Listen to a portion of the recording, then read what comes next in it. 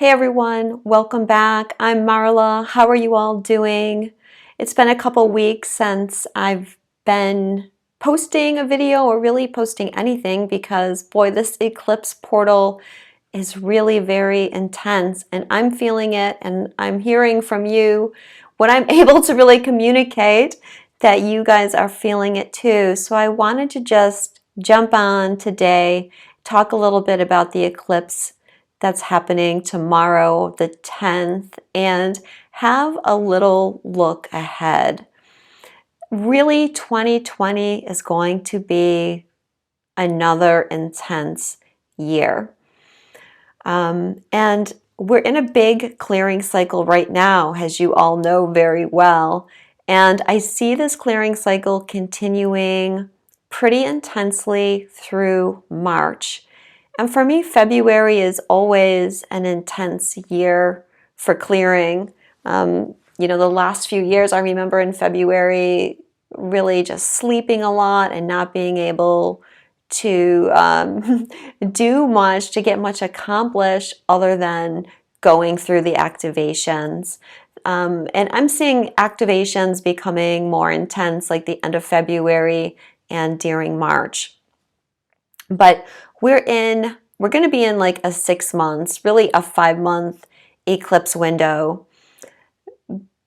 There's this one on the 10th, and then we start the next series of eclipses in June. We've got one on the 5th, one on the 21st, and then one on July 5th. So really the next 6 months are going to be pretty pivotal as far as doing a lot of the karmic clearing that we need to.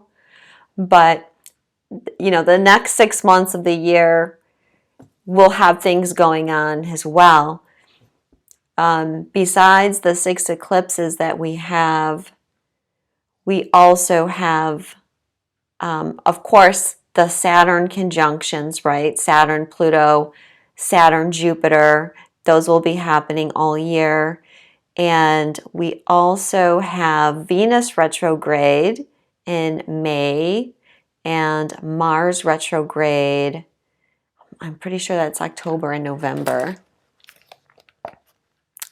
Venus retrograde is May into June. Mars retrograde is from September into November. And on election day here in America, we're going to have Mars and Mercury, I believe, stationing. So that's going to be a pretty crazy election this year, I think, and something that I am imagining I'm going to be talking about a lot more this year. So, yeah, I want to kind of just touch a little bit on the next 3 months, but just to let you guys know that it is probably going to be another intense year. But don't let that scare you. Don't let the current energy that we're in now scare you into worrying about what's ahead, because, our guides are really, they're really there with us, and they want us to know that everything that's happening is for the good. So if we can just remember that and step out of the ego and step out of the fear and just know that the universe is really helping us, and it's helping us get everything that we want right now. So there's some interesting happenings with the numbers right now, and I want to start off by talking about that. The eclipse is on January 10th, and so that leaves us with the number 1122. And the time that it's at is at 2:21 Eastern Time or 11:21 Pacific Time, and the eclipse itself is at 20 degrees exactly in Capricorn. So we have a lot of 1s and 2s. And then you guys are aware, I'm sure, that Saturn and Pluto are coming into their conjunction. They'll be on the same degree the day of the eclipse, but they will make that conjunction perfect, which means they are exactly the same on the 12th. So again, we have 1, 1, 2, 2, 2. If we look farther ahead into the year, When Saturn conjuncts Jupiter, that's going to happen on the winter solstice, December 21st. So 1-2-2-1-2-2. Now the winter solstice is always powerful, always a powerful time of transition and shifting into the new year energy. But with Saturn and Jupiter conjuncting on that day, we can really expect some powerful change happening. And also, the third conjunction between Jupiter and Pluto will be on November 12th, just after the 11:11 gateway. So we'll be, again, having 1-1, 1-2, 2-2. The first of those conjunctions is actually on April 4th as well. So that day we'll have 4-4-4. So what I channeled a couple years ago now, I believe, I channeled some what do you call it? I channeled some information about what repeating numbers mean when they happen in conjunction with a 1. Okay, so 1s and 2s mean karma is clearing, old patterns are being released, your perceptions are changing, and be open to new knowledge. And I wanted to start off with that because this is really what is happening right now, and the numbers are just hammering that home to us. We're in a massive karmic clearing. And the planets are well and truly helping us, even if it seems very intense right now. Remember that the first eclipse, the solar eclipse on December 26, that was a new moon conjunction in Capricorn, conjunct the South Node and Jupiter. And that kicked us off into this energy of, saying, I want to move forward. I want to let the past go. I want to allow new levels of abundance, new levels of authority, new levels of authenticity come into my life. And now we have to do the work to shift into that energy. One of the big things that is going on in the energy is the nodal axis. The North Node is in Cancer, the South Node is in Capricorn. And the nodes are getting ready to shift in a few months and go into Gemini and Sagittarius. So we don't have very much longer to fully integrate this energy of the Cancer-Capricorn axis. Interestingly enough, the nodes are going to shift on April 22nd, which will be a 4-4-4 day. So this energy that we're in is guiding us on these last stages of integration of that energy. So if we look at the energy of Cancer, where the North Node is, we have been doing a lot of work around healing our inner child. Cancer is our home and family, our childhood, but like I said, it's our inner child and how we learn to deal with our emotions. And our family is the first influence that we have on how we deal with that. Cancer does relate to our past lives as well, and so a lot of the conditioning that we have also comes from our past lives. Now the moon during the eclipse is going to be triggering Cancer.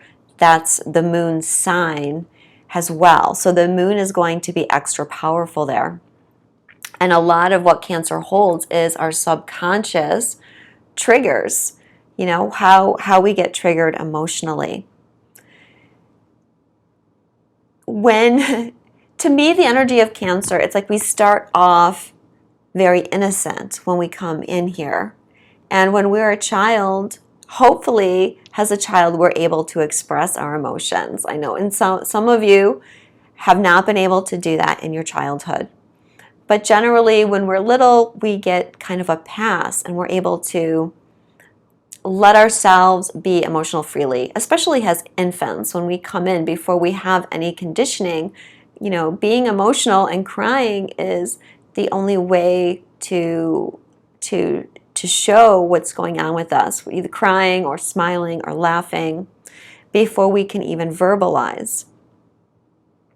But then as we grow up, we start having conditions put on us, starting with our family, but also our partners, also authority figures.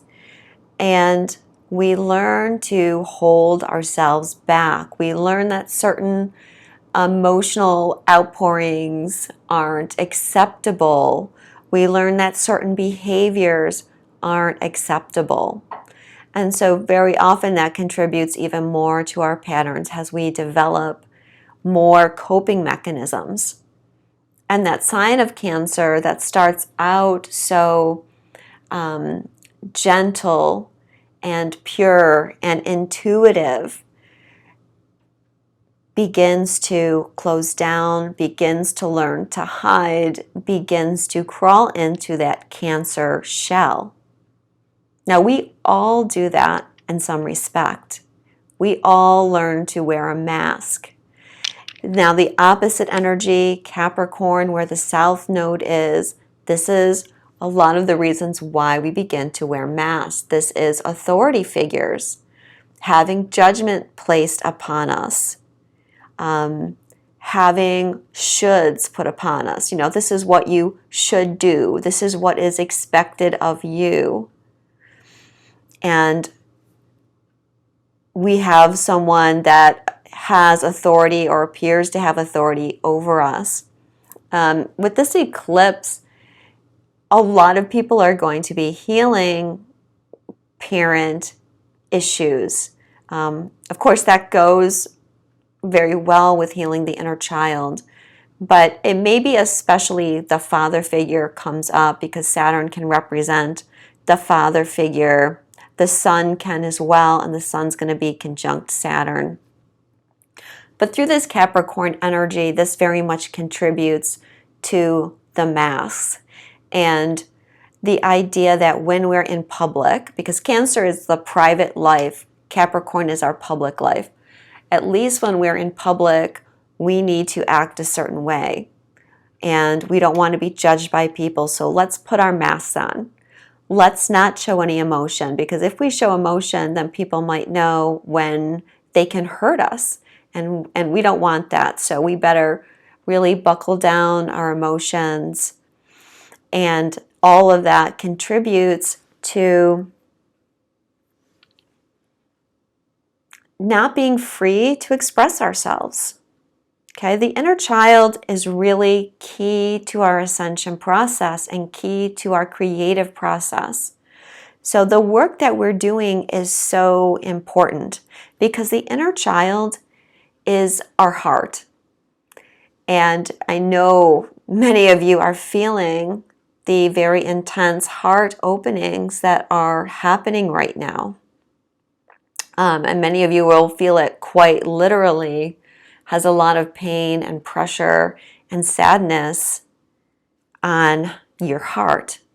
But we need to remove those walls so that our inner child can be free to express. We need to be free to take the mask off and be authentic. And 2019 was the year that we worked so hard on opening ourselves up by looking at the ways where we didn't feel worthy of love, where we didn't feel that people actually loved us, or we felt to fully love was too dangerous, was too difficult because of the possibility that we could get our heart broken. And I wrote a post the other day about learning what true love is right now. And not true love through another person, but we're learning what love truly is because we're fully opening our hearts. And when you do that, that's when you step into your unconditional love. Now, I said our guides are really helping us through this because they want us to have everything that we want. And it's this old energy and our unhealed inner child that's been blocking us from getting what we want. And it's difficult for us to see from this 3D perspective. But what's going on is we have these desires, we have things that we want to create, whether it's a loving relationship or it's abundance or it's a purpose. And we're feeling blocked on achieving that. And that's because our vibration is not matching what we want. And it's very easy to say the words, I want this. And it's easy for your ego to trick you into thinking that, you're all gung-ho for this and there's nothing blocking you. But deep in your subconscious, there is something blocking you. And that's affecting your vibration. And it's throwing your vibration out of alignment with the things that you want. So this is an important shift to bring your vibration into true alignment. The Sabian symbol for the sun at the eclipse is a relay race.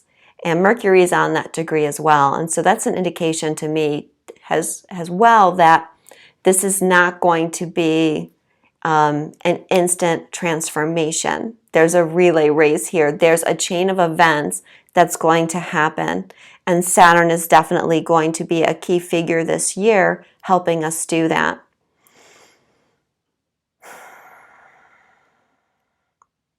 One of the big things that's also happening with the nodes in the next few months has the nodes prepared to change as it's coming into a tighter and tighter square with Chiron. And Chiron's been squaring the nodes, here and there, but it's going to become more intense. Chiron is our soul wound, which is an indication that things from our past lives that have not been healed fully are coming up. We're feeling that now, and like I said, it's going to become more intense. Chiron also connects us to our multidimensionality. So it's a time for us to bring soul fragments back to us, as well as cutting cords with the past.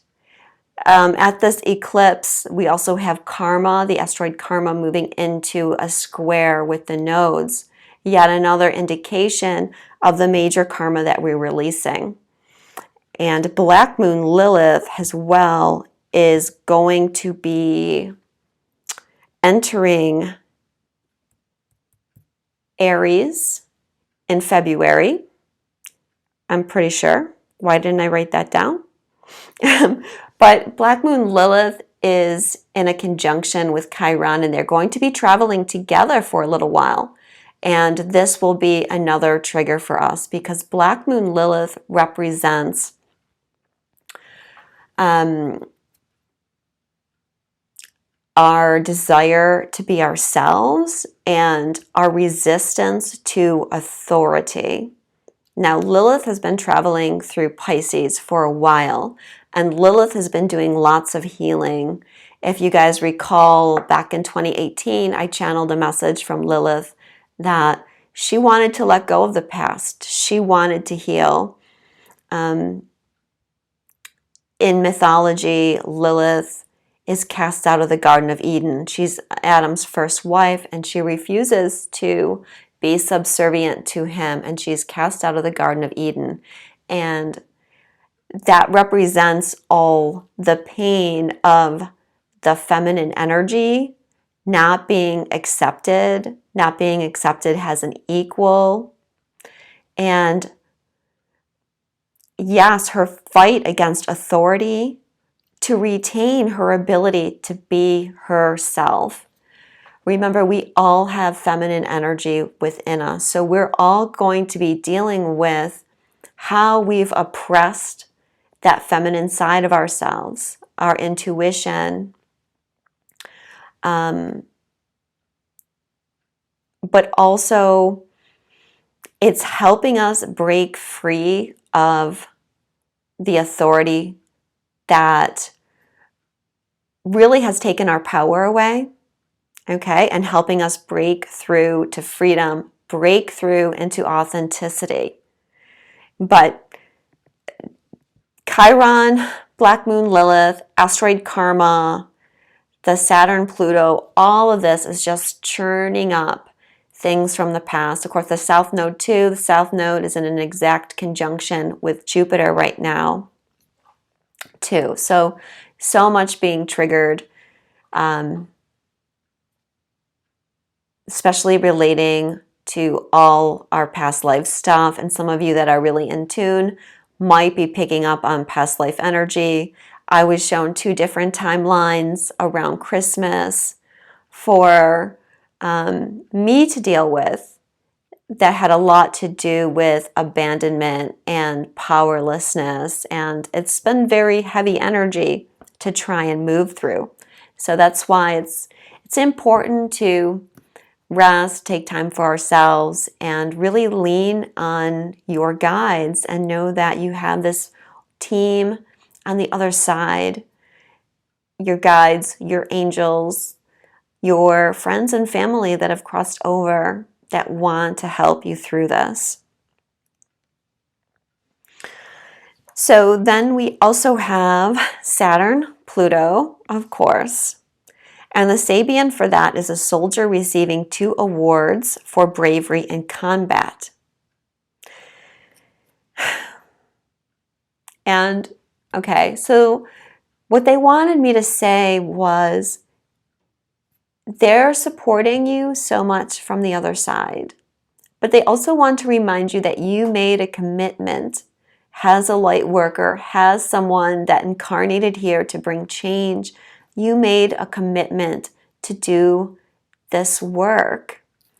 And we knew coming here that it was going to be hard, but we were supposed to try to remember to balance this hard work with joy, with optimism, not to let it really drag us down. So when I see this Sabian, a soldier receiving 2 awards for bravery in combat, I feel our guides giving us this award and saying, well done. They know it's not an easy time, but the trick is finding balance in all things. Because what Saturn and Pluto conjunction is doing is it's moving out the old dark energy so that our higher self can move another step closer into embodiment.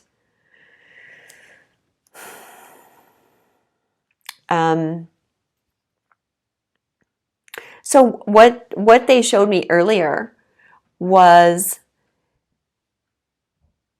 you know how we take mud and it gets baked in the sun and it gets really hard?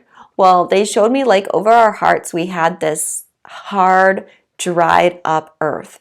And you can't plant anything in that earth. The ground is not fertile. And that's representing all this pain from the past that has been buried there in our Pluto. And Saturn's coming through with a hoe. And Saturn's going to start hoeing that soil and breaking it apart, loosening it up so that it becomes fertile ground. So when Jupiter moves through, and Jupiter makes the first conjunction with Pluto, which I believe is on April 4th, as I said, 444.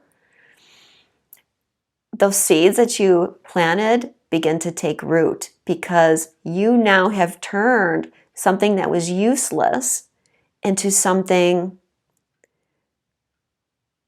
creative, powerful. Remember, Jupiter brings good things. So you've taken what was hard and what was painful, and you've turned it around into something that's useful to you, into something that's going to bring you joy.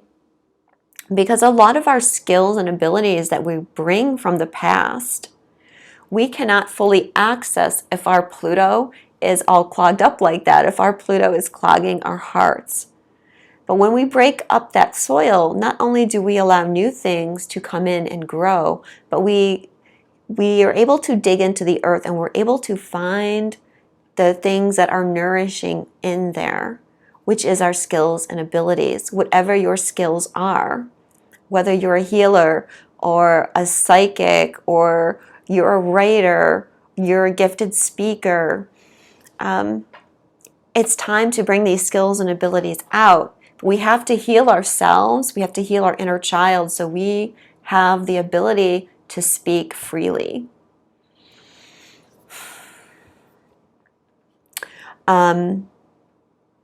Pluto has to do with power too. Too much power, abusing power, but also not having enough power. And Saturn and Jupiter are going to be rebalancing that.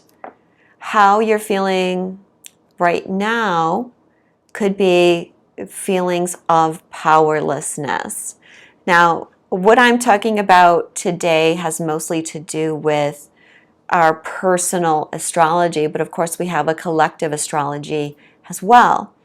And Saturn and Pluto and Jupiter and Capricorn are also changing the structures of society as well. And so we can expect this year that people that have been abusing power to get called out on that to some extent. Power cannot be abused anymore going forward, like with the Ascension, with more and more people waking up. People aren't going to be able to get away with it, is what I'm saying, because the most powerful thing that we can do to regain our power is to wake up.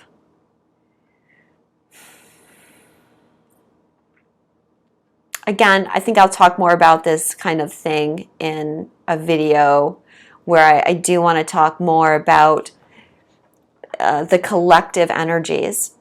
But on a personal level, we all have a responsibility to this energy. And it's through our ability to change our own life, to live authentically and freely, that we are going to change the collective energy. So, you know, one thing I wanted to say here, kind of a funny thing, you hear people all the time saying things like, well, if Donald Trump is reelected in 2020, then I'm moving to Canada. And you've been hearing people say that for years about all kinds of things. You know, things are so bad here, I'm just going to pick up and move to Canada. And that tells us a little bit about how powerless, at least here in America, people are feeling. We feel so powerless that we would contemplate leaving our country and moving somewhere else to feel like we might get a sense of power. But this is the wrong way to look at it. This is being a victim. When we awaken and we start to take our power back, then we see, no, why would we leave? We need to stand up and we need to create the change that we want to see. But again, that goes hand in hand with healing our inner child so we don't have fears of authority, and being able to speak our truth, to speak out, to shine the lights of our hearts to create the change. Because when we are living from our heart and our truth, that spreads like wildfire and it wakes others up and it helps shifts others. It's really, in some ways, so simple how change is going to be created. But it all starts with us and this work that we're doing now. As I said, Jupiter's conjunct the South Node, and the Sabian for them is an angel comes carrying a harp. So like I said, our guides are with us every step of the way here. And we can see Saturn as well as being that commitment that we made to bring the change. So also happening the day of the eclipse is Uranus is going direct. And that is going to put all the planets into direct motion from now until February 16th, when we're going to have a Mercury retrograde from February 16th to March 9th. Other than Mercury, all the planets are going to be going direct. So that's going to be a really interesting Mercury retrograde. I think the energy might feel really weird, but it's an important chance, because with all the planets moving direct now, that's bringing an accelerated motion.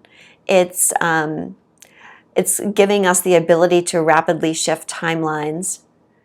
But we're going to need that Mercury retrograde to do some mental integration. Of course, Mercury is being very triggered at this eclipse because it's on the exact degree of the sun.